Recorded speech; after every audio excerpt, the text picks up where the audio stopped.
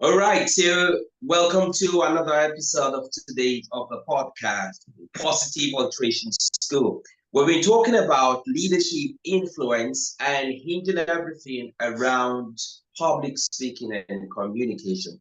And we have been talking to quite a number of people and sharing their stories on how public speaking has helped them to go from one point to another. Today we have a very interesting guest.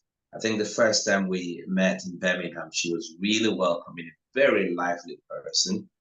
And she is the program quality director for UK and Ireland. And she is an SAP trainer with the HSCE, which in Ireland or in the UK, the equivalent is the NHS. She is happily married. She's got three amazing girls and a super husband and the world's best dog. I can guarantee you that. So she's got a truck and bus license. She's a qualified accountant. She's got a diploma in radio broadcasting. She loves swimming. She tries to be in the water every day. She is a very interesting person. I tell you, I've met before. So let us welcome to the show, Mairead Dillon. Thank Mairead, you you're so welcome. much, Stallone. Makes me sound so good. Thank you so much. Oh, you are good. You are good. The last time I remember when we met in Birmingham, you were quite welcoming, very friendly. And, you know, beyond communication, we want to connect. And the best way to connect with people is to be nice, to make them feel that you truly care. And I think that came out naturally. But before I give too much about your way early in the show, tell us a bit more about yourself for the benefit of the viewers or the listeners. Thank you so much, Stallone. Well, I'm very proud that I am from a county called Kerry. It's the southwest of Ireland. I was born there and I lived there until I went to college when I was 18. And then when I left there, I went to college for a year to do a commerce degree. And when I was there, and I subsequently got invited to be a staff member in Bank of Ireland. I interviewed for a role and I got it. And at the time, back in the 80s, it was like winning the lotto. It was just amazing. So I had a very long career there, and I worked in 30 different locations throughout Ireland, even living in the Isle of Man as well. And I'm very grateful for the opportunities that Bank of Ireland gave me. But then a wonderful voluntary party came along and I said, "Ooh, I can't leave that behind." So I took it 3 years ago, and now I'm working as an SAP trainer, as you rightly said, in the HSE Health Services Executive, which is the equivalent of the NHS in Ireland. And I'm thoroughly enjoying it. It's a very different culture, and I have to admit I'm a little bit happier. I'm kind of more, this sounds mental, but I'm not a dog kind of person. I'm kind of more puppy licks puppy kind of person. I really like developing relationships, and relationship building is my key focus. While I do like getting results, I would never like to do it by sacrificing my relationships with others. So I would say the HSE culture suits me very, very well. It's a very caring organization. Wow. So a lot is involved in your relationship. You take your relationship with people very seriously. I do. So yeah. If I knew I upset somebody, or somebody thought I was horrible to them, it would really upset me.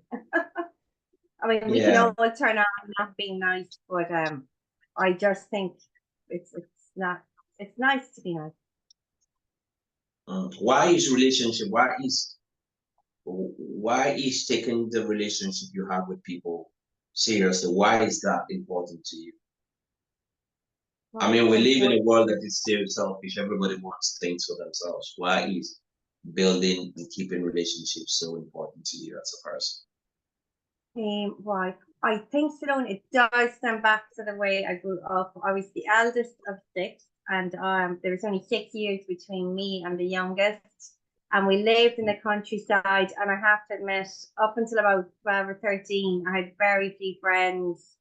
I was exceptionally shy, terrified of speaking in public. And then when I went into the next level up into secondary school, I perfectly changed my ways because I was actually very tired of myself. But I think I so admire little kids nowadays, in particular my own daughters. They make friends so quickly and easily, even when we're very, very small. And when I observed the skills they used to make friends, I realized I had put those skills into place when I was about 13. And then the friends I made then, I still have. I do have one very, very dear friend from the age of 4, but my main friends have been mainly from the age of 13 onwards. And why does it mean so much to me? I think it means so much to me because there were a few wonderful girls in primary school who really could see I was a shy person. They helped me, and I always remember that feeling of gratitude I had to them. I can remember their names and their faces distinctly, and I said to myself, I want to be one of those people that helps other people and brings them into the fold, makes them feel part of the team. And I see the way I behave objectively. That's what I love doing. I really do, making people feel that they're part of something and that their contribution is very, very welcome. True. That reminds me of my days when I was in primary school. You know, I would sometimes tell people that I used to be very shy. And some people would say, most people would say, no, Stallone, yeah, that's not you. It's not, it doesn't fit your person. I said, no, I used to be really shy. I remember when I was in primary school at a point, I was always crying whenever I went to school back in Africa. I would be scared when it was time for break time. When it was break time or lunch time, I would be scared. I wouldn't want to go out. And I remember that there was this bully. I remember there was this bully in school back then, Jeremiah, who would always scare me and make it hard for me to come out and threaten and frighten me. Then I had another boy, Mohammed. You know, he came to my rescue. At the time, I would say, I would try to ward off Jeremiah, you know, try to get Jeremiah off and tell Jeremiah to stay away from me. And he would want me, he would want me to share things with him and all. He just made me comfortable. I'll tell you what, at that point in time, I didn't know what that was. I didn't know the meaning. It's like you're going through an experience as a child and you never know.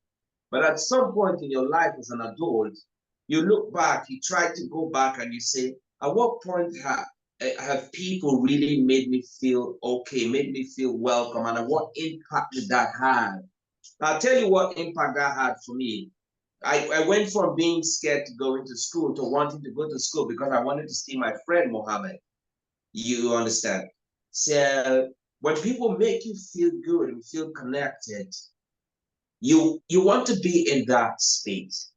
Now, when we reverse that and we follow the common saying, the golden rule, which is that there is more happiness in giving than there is in receiving, or do unto others what you want them to do to you, you begin to see, you begin to imagine how much happiness you bring into people's lives when you put effort into maintaining the relationship you have with them, especially when it's a healthy relationship, you know. So I get what you're saying. Yeah, I love your story there about when you were in Africa, because like that now, my biggest fear was lunchtime and break time in primary school. Like there was always that thing of, oh my God, I'm going to be standing there by myself again. And I wouldn't blame myself. I just didn't have the skill set. And because of where I lived, you know, the way you lived in a state and you had loads of people around you and you had lots of neighbours, you probably would understand how to build that skill set naturally. But for me, I had to learn it, I would say. And I say when I see shy people, I just know them immediately. And I'd make a beeline to them. I'd say, ooh. And I'd never embarrass them or anything, but I would just pop over and have a little chat with them and make them happy, hopefully. Wow. So in all of this, let me ask you, how does effective communication or public speaking help you in doing all that you do, caring for people, in building relationship with people? How does this, how do the skills of public speaking and communication help you? Yeah, so I think I'm not saying I would never hold myself up as an expert public speaker, but I would say this main skill I've learned is how to structure my response in an assertive way without wasting words and being very, very clear on what I want and what I don't want. And I definitely feel as a woman, it has brought me on so much. Like, I suppose sometimes I would meet women of my own age and they'd say, oh, I can't do this, I'm afraid of this and I'm afraid of that. And I won't say public speaking has made me fearless, but I fear less, if you know what it is, if you understand. Yes. That, like, it's not that in every single situation now I am boom, boom, boom, perfectly happy.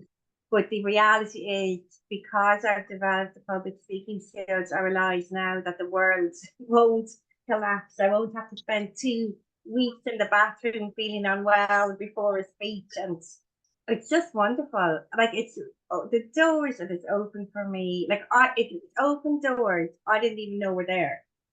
That's the reality. That's why. And like, the other thing then as well, because I suppose other people see it in you that you are relaxed and that you're good, you know, that you're calm. That's the main feedback I would get from many people after giving a talk. And I say it, luckily now, before learning how to do the public speaking and communication, my fear level would have been up at 10. Whereas now, sometimes it's so scary to even say that. I don't even feel afraid. I'm just so excited to get up there. And it's like, you know, when you're in your car and you have to put the brakes on because it's just dying to go. That's the way I feel now, because of developing the public speaking skills. And it's so much fun. It's so joyful. And once again, I really want to share it with other people. And that's why I love working with young people. I love coaching people, because I just want them to have that same wonderful feeling that I have, because I didn't even think it was achievable. And now that I have it, I want to share it with other people. Yes. I love the way you coined it when you said what you know, the gaining public speaking skills or communication skills. You will not say you are fearless, but it actually makes you fear less. You know, you broke it down. And did you want to drill deep a little bit what you mean by that for those who are listening? When you say, I have a perspective, I'm thinking, but I just don't want to jump in. What do you mean when you say it's not like you're fearless, no fear, but that you fear less? What does that mean? What does that mean? Yeah, what it means is that I'm not afraid to say yes to opportunities the way I would have been before. Like, I do distinctly remember before I got into the public speaking arena, I was offered a wonderful opportunity. And I said yes. But in my heart, I don't know how I didn't get a heart attack. My heart was pounding so hard. But the day I was to do the presentation, I rang in sick. So awful to say, but I was just so afraid that I knew I couldn't do it. I just had such a block. It was like, no matter what anyone would have said or done or given me, I just knew I couldn't do it. And rather than turning up and making a complete mess of it, I rang in sick. And it's so terrible to say that. But like, that was, I suppose I'm just trying to show the reality and like how far I have come as well now. I mean, I would never, I would be relishing opportunities now. I'd be looking for opportunities. The minute there's any opportunity to speak, I am up there. I just really want to do it. And like, if ever there's like my favorite thing that I'd love to do, if there was an emergency on a plane or something, I'd love to be up there saying, "Be calm, everyone, carry on, you'll be fine." So, okay, maybe not a dream come true, but you know what I'm saying. I know now I can do this. Okay, so in a world where different surveys have shown that different polls and surveys have shown that when people ask a question about what they are afraid of, what they are scared of, public speaking is always there amongst the tops. Well, I'm very careful. Most people will say public speaking is like number one above death. I'm very careful to say absolutes, but we know that public speaking is amongst the top rated. The fear of public speaking is up there. Most people are afraid. So in such a world, you have gotten to a point where you actually relish public speaking. You're looking for, if they say, is there someone that's willing to, oh yeah, I'm here, I want to do it. You know, you look forward to such an opportunity. Is that what you're saying? 100% Stallone, yeah. But yes. what happens is, I guess, over a period of time, you might be speaking to similar audiences or speaking about the same thing. So that it's very interesting and fantastic for you, for me, I would say, if somebody comes along and asks me to do something a little bit different. It just helps me grow as a speaker, because there's no doubt it's like anything in life, you can get very, very comfortable doing things, and it's not that it gets boring, but that level of excitement, the adrenaline, isn't there anymore. So it's so great to put your hand up and do things that would scare you. Ideally every day, that would be good. But if you can't do it every day, just keep an eye out for opportunities.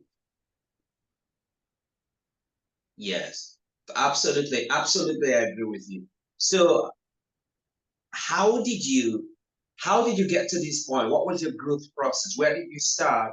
What steps did you take? I mean, what would you tell someone who's starting today, a mother, and I mean, a mother, an expert, and somebody who does all the things that you do, and you say, and the person says, but despite all of that, I am still terrified when it comes to public speaking, but I want to start, I want to learn. What are the practical steps you can tell the person that, listen, I took these steps and they helped me? I know what you mean, sir. Well, just to roll back a tiny bit, why public speaking became important to me is my mom, she won quite an amount of money in a lottery, and she gave me money to undertake my accountancy qualification, and I'm exceptionally grateful to her, because at that stage, with young children, big fat mortgage, there was no way I could have done it otherwise. And anyway, when I finished my qualification, I had come across this wonderful lecturer, and his name was David Ahern. And I really admired him so much. I said, like, David, I'd love to be a lecturer. And he said, that's great, but you have any experience? And I said, no. So that wasn't a good start. So then, by coincidence, where I live, I saw an ad for a group called Toastmasters, and it was in the local paper every single week. So I didn't know anything about it. There was a phone number. It just said public speaking, and I looked at that ad for 2 whole years before I had the guts to go to a meeting. So then I went along to the meeting, and I was greeted at the door by a president with a chain of office, and he introduced me to lots of people in the room, and they were all so welcoming and so inviting. And then I sat down, and there was a top table, and the president was there, the person running the meeting was there, and every single speaker was amazing, absolutely. And then they had this weird thing called table topics. It's where you have to Just crazy. Like they stood at one person stood at the top of the room, they shouted out a question, and then they picked on somebody in the audience. It was horrendous. But the way people answered, and I was thinking, no way, they can't answer like that. They must have prepared. Yes. But anyway, I went along to this just 3 or 4 times, and then I finally joined, and so I was totally hooked, totally hooked. So I've just joined as a regular member. The following year, I was invited onto the committee in the club, and then I kind of went through the ranks on that committee. And then an opportunity arose to look after 4 clubs, so I took it. And then the next one I was asked to look after 12, or no, that's like 17 clubs, and I took that opportunity as well. And at the time, I had 3 children under the age of 5. So I went part-time in my work, and I was so disappointed at the time. Now, it wasn't the bank's fault, but I was told like I would never get a promotion while I was 3 days a week at work. And like that broke my heart, because in my mind, if you only had a Ferrari 3 days a week, would that mean you wouldn't drive it at all? So I was kind of, I felt like the forgotten person, and it was just heartbreaking. So when I joined Toastmasters, it gave me the leadership opportunities I wasn't getting at work. And you see, the great, like, while Toastmasters, people always join to get better at public speaking, but it's so much more than that. Like, the leadership opportunities I've had in there have been absolutely wonderful. I've met people from all over the world, and I just feel very vindicated as well myself. In that I knew I could do it, and even though I wasn't getting the opportunities in my day-to-day job, here I am now as a director, and it's allowed me to grow into the person that I know I am, in summary. Whoa, that is beautiful. You've opened another door, and I wish to highlight that here. Many people think when we talk about leadership, many people think that leadership only counts if you are probably in a registered political party and you gain political office, or you are in a registered or in a known for-profit organization, and then you get promoted, and that's what leadership is. But many people fail to understand the leadership opportunities that exist in not-for-profit or social cause projects or organizations like Toastmasters International, like you've mentioned.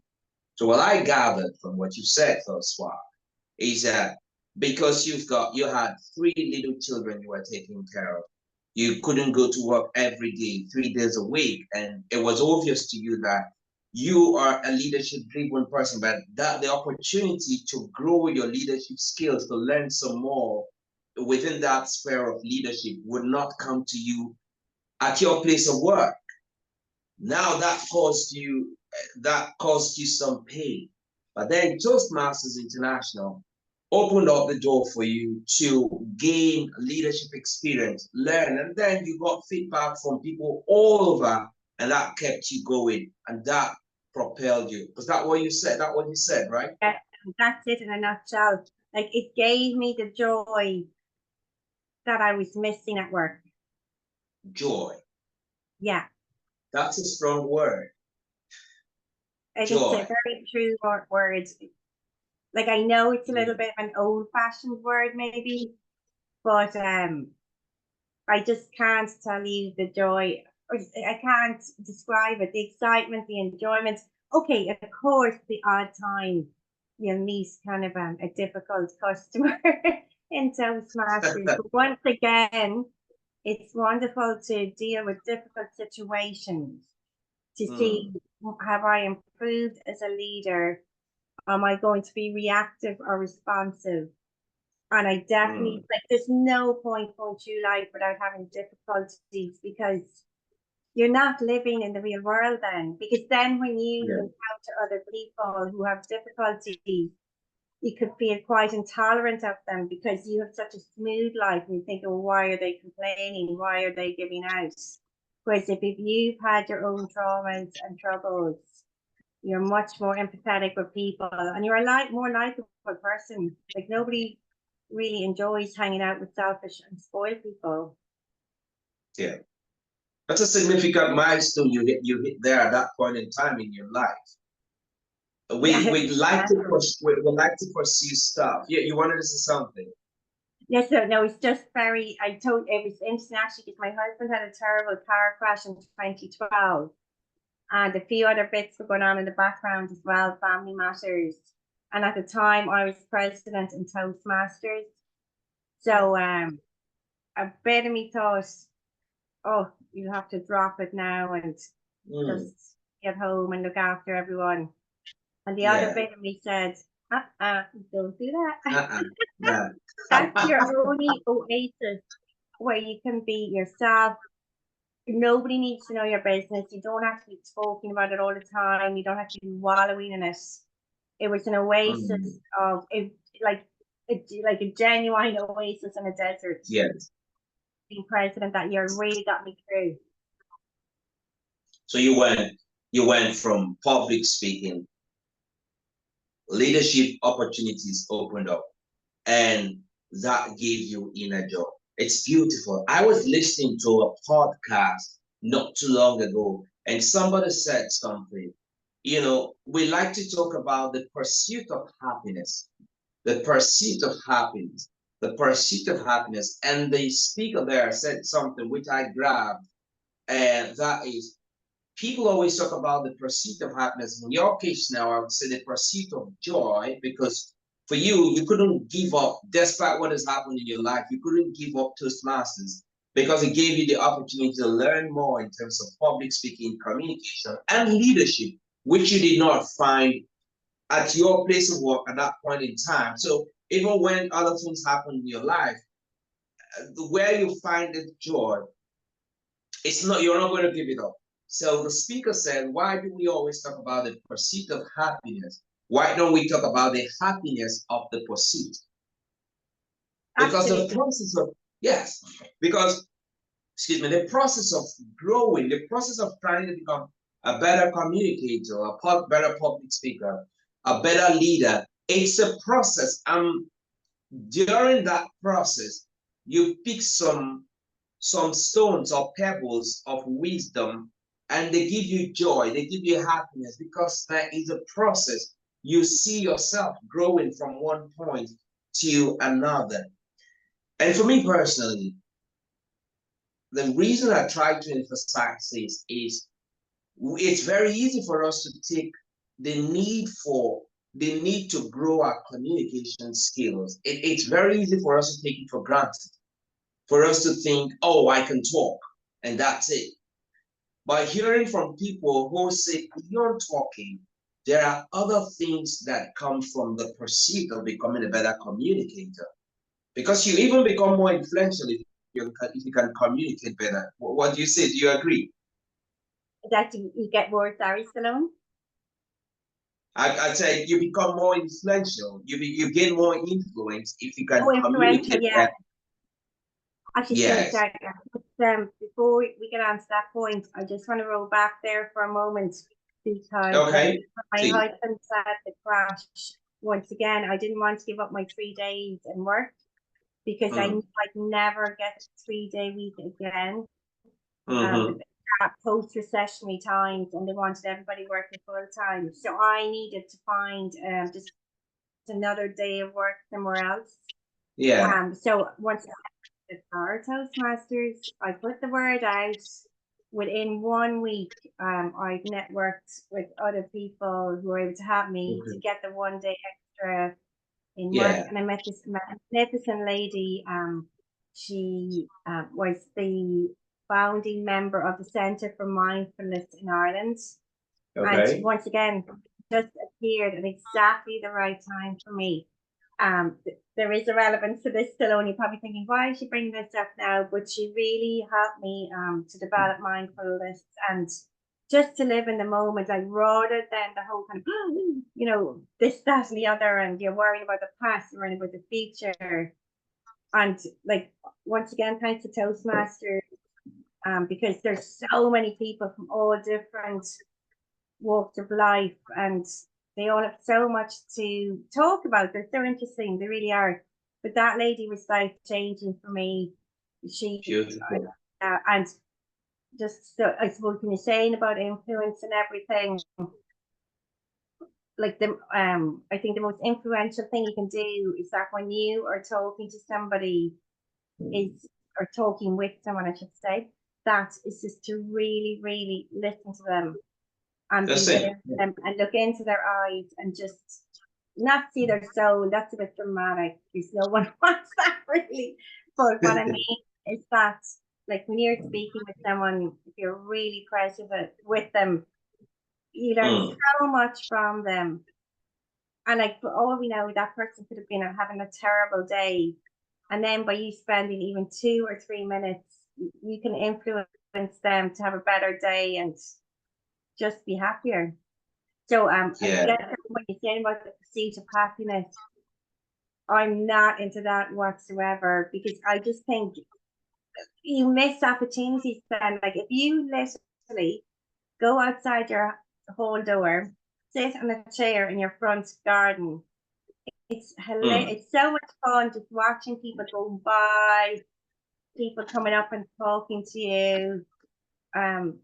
And like, I have to admit, like, I did take a break for about 1.5 years between working in the bank and the HSE, and I really enjoyed that. We said go down to the beach nearby, it's only 1 kilometre away, and I'd be with my dog, and we'd be watching the world going by, and keep eating these stones, and I'd be swimming in the sea, and just fantastic.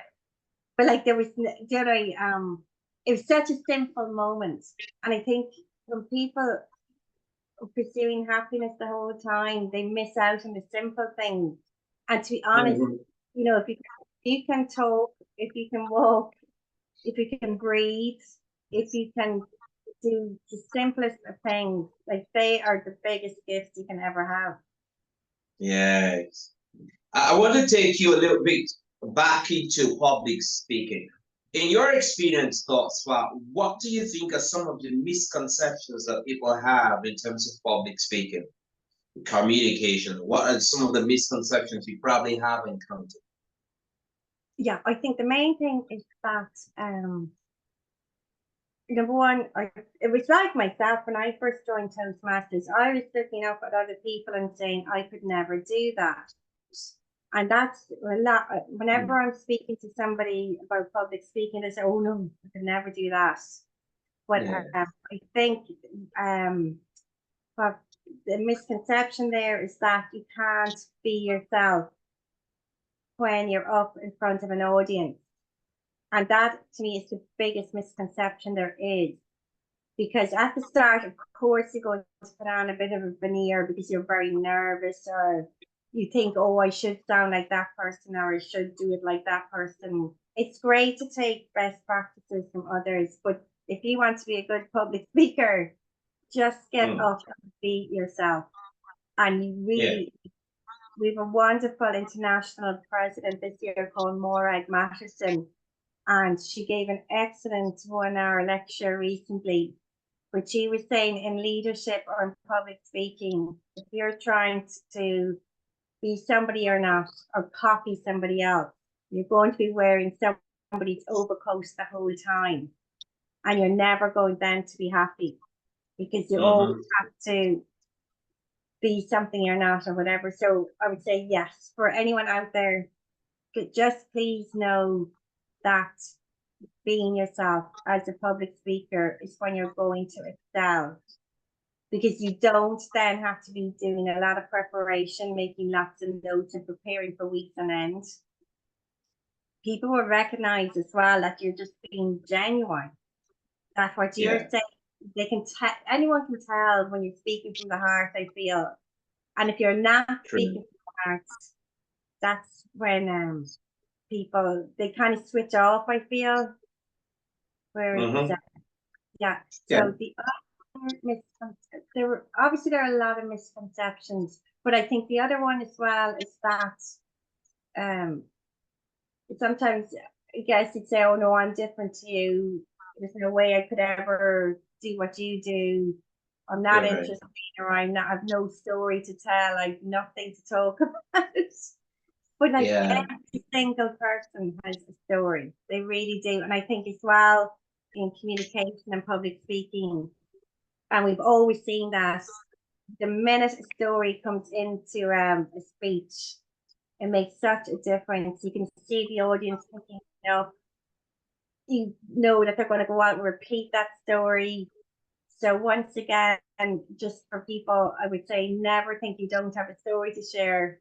Like, I mean, to say it doesn't have to be anything exciting, but what might not be interesting or exciting to you, because it's different and it's somebody else's story, people would love hearing stories from different people.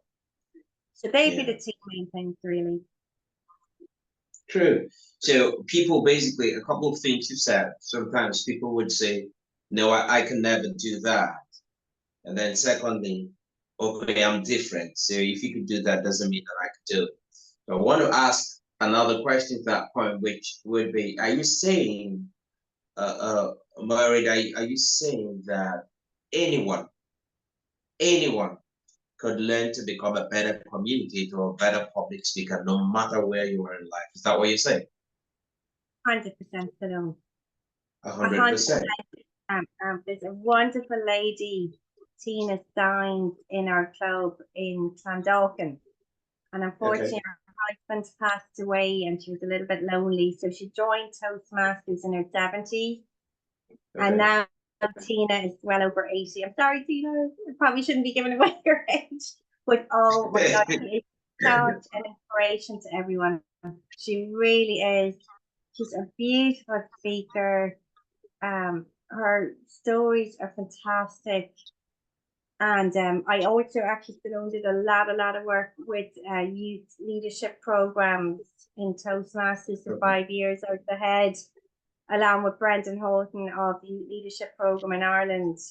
And we went around to schools, and sometimes you walk in and the age group was transition year students. You're looking 15, 16-year-olds. Now, some, of course, were absolutely amazing and they didn't need any instruction. But then others were exceptionally shy, and it was such a joy working with them. And my favorite moment actually was Brendan was working with the School for the Deaf in the north side of Dublin. And I was working with a school here in Wicklow. We're in the south of Dublin. So we did a collaboration, and the school from Wicklow travelled over to the School for the Deaf. And they did, I think it was a Taylor Swift song by sign language. And the kids who were able to hear, that they were fully hearing in Wicklow, did their sign language. They've been taught by the kids in the School for the Deaf. But once again, oh my God, it was just such a magnificent, it was so wonderful to see it. And to get to people, like, I feel with Toastmasters, the average age of a Toastmaster is 42, which is brilliant. But however, I do think that people, if they could come to it earlier in life, it would be so beneficial for their careers. It really would. Like, and your whole life changes. Like, the way you speak with people, as you say, you're more interesting of a person as well, I feel, because you've networked with so many different people. You're not walking on and using crutch words and kind of cliches. It's really wonderful. But once again, for anyone who's retired, then they may miss the opportunity of being in a leadership team that they had at work. And then you can join Toastmasters and take up those leadership opportunities. There's a wonderful man I'm working with, and he's over in Galway, and he's in his 70s, and he has taken on a lot of leadership roles in Toastmasters. And he just said it gives him a whole new lease of life, that you feel wanted and you know you've something to contribute.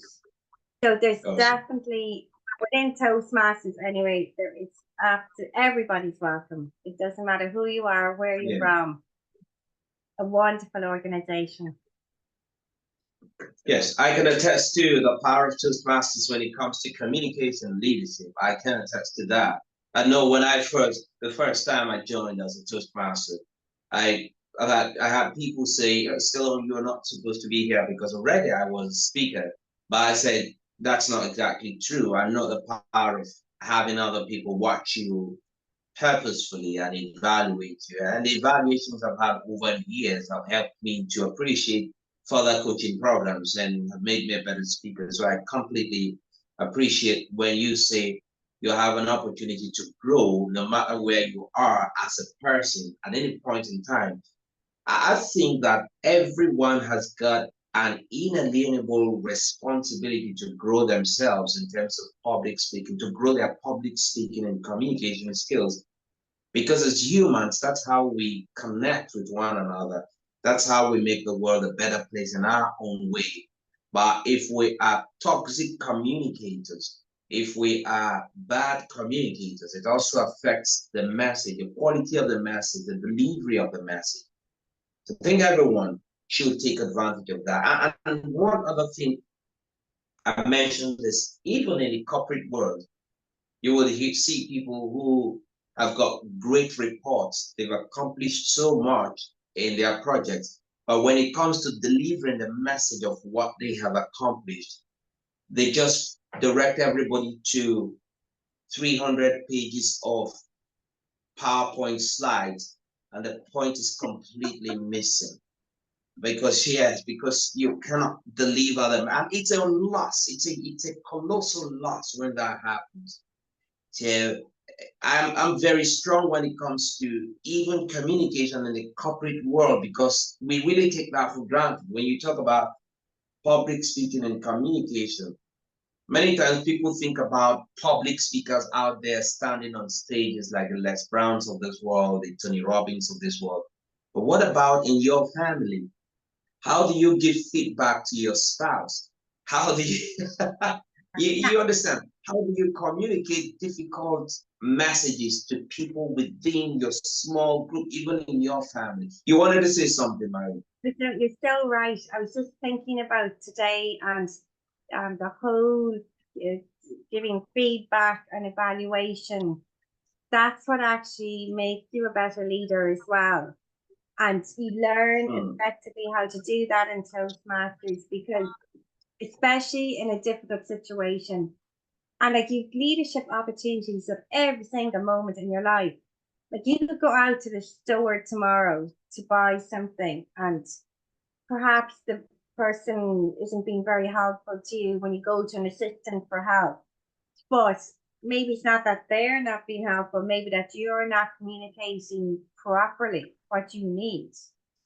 Or that if you needed to, like this every single day, not one day would go by where you can't use your communication skills. That's for sure. And to do like open, resolve problems quickly and easily if you do it in a really good way. And I do find at work as well that if I'm called upon now to give my opinion on something, I have a very good structure around that. And I've learned that in Toastmasters as well. It's about state your opinion, back it up with your facts, and then do a summary again. It is very simple.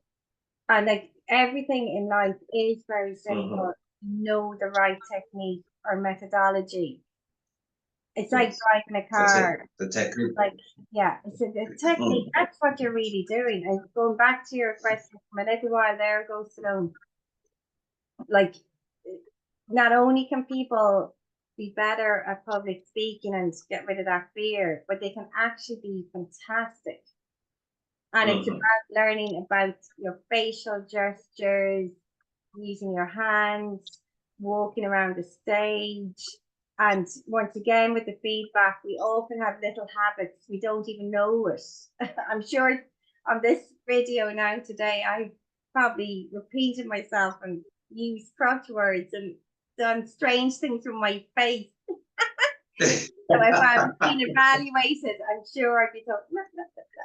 But Yes, now, evaluation is very positive. yes, Mairead, what I tell people in that instance is that none of us is above the mistakes that we point out, but being aware of them arms you, makes you more powerful. Sometimes you get on stage and you're using one word over and over without knowing, and suddenly the consciousness kicks in and wait a minute, Stallone, you've been using this word so much, so you're now depending on this word. You then say, I'm not going to do this again. So the consciousness is there.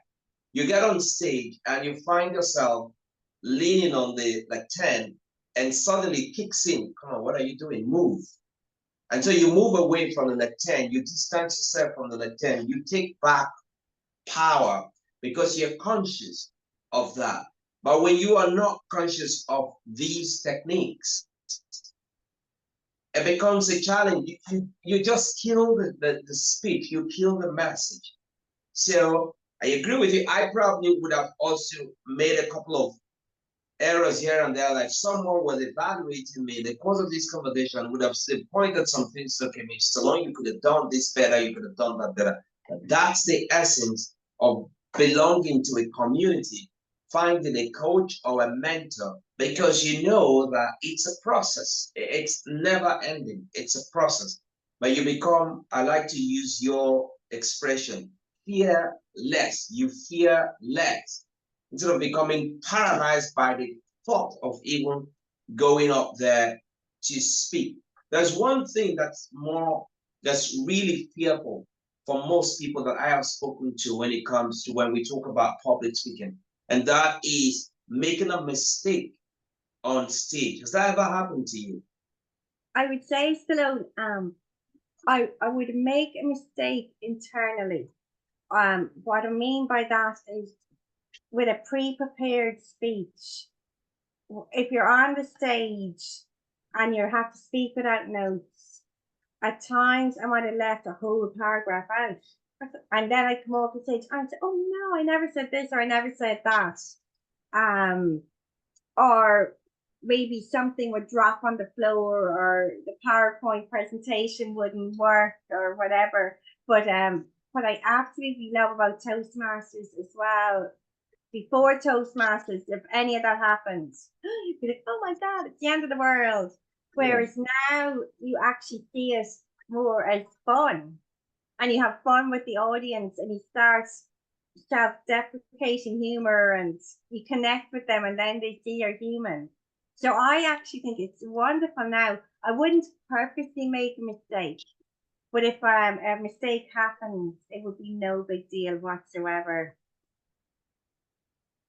That's powerful, Sue. Mistakes happen. You don't allow them to own you. You own them.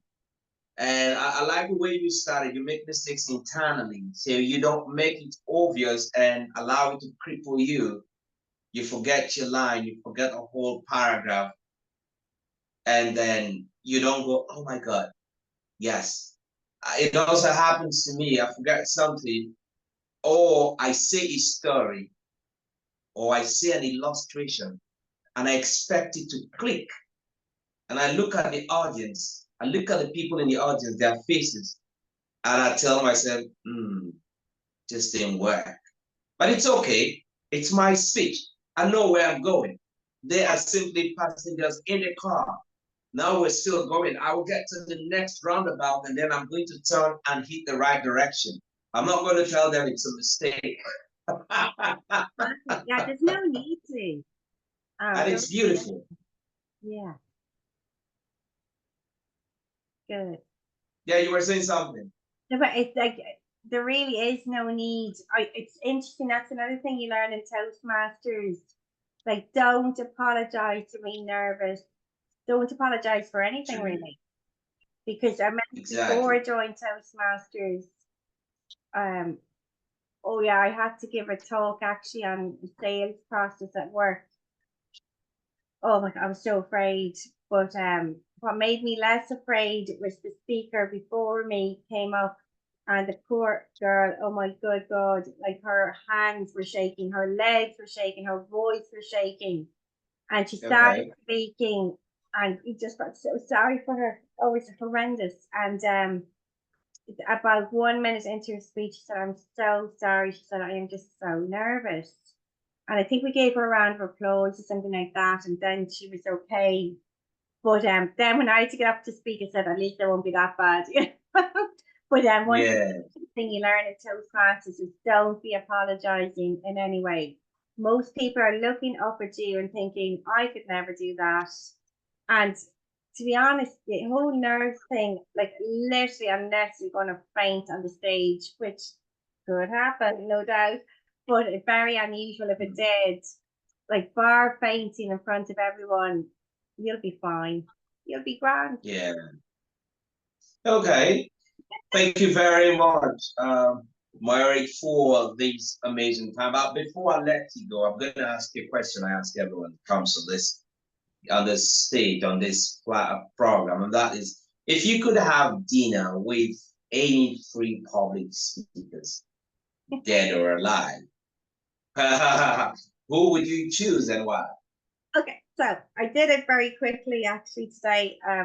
Right, the first person would definitely be Oscar Wilde. I love his quotes. He sounded so witty and so he dressed so beautifully. He'd be a beautiful lunch date. People would probably not be happy to hear this, but I'd love to have lunch with Donald Trump. I just want to see what all the fuss is about. And I think he would be very entertaining, leaving everything aside. Just as a one-off 1 hour lunch date. And my final person will be Marilyn Monroe. I think she was such a wonderful lady. And it's so sad the way her life ended at such a young age. But I would want to have lunch with her and get hints and tips from her how to act. I just think she was amazing. So yeah, they're my three people. Yes. Okay. So I'm sure that those who would watch this or even listen to this would look at the people that you've mentioned and say, I never paid attention to these people before. I will search them out and probably see why Mairead would pick them as the people should love to have dinner with as public speakers and maybe learn a couple of things from them. Really, whether you like a person or not, the world is usually divided. Some people would like, no matter how good the speaker is, some people that would say, I don't like his personality. I think today what we're talking about is not the person's personality, but it's a person's capacity to communicate in a moving way, to pass the message across. The message is usually something that passes through a conduit, and you are the conduit. Are you going to be a leaky conduit, or are you going to successfully pass the message from you to the other person? Whether you use stories, gesticulation, stage movement, illustrations, transitions, vocal variety, eye contact, all you're doing is to pass the message across. So we're not here to talk about people's personality per se. We're here to talk about the ability to communicate and to influence a cause. Okay, and you've mentioned these people. Thank you so much for spending this time with me. And I hope that somebody out there is going to learn from your experience and this interview and would become better at what they do or give public speaking and communication a chance in their lives. Thank you, Stallone. It was so lovely to speak with you today. You made it all so easy as well. You're a beautiful presenter. Thank you. Thank you very much.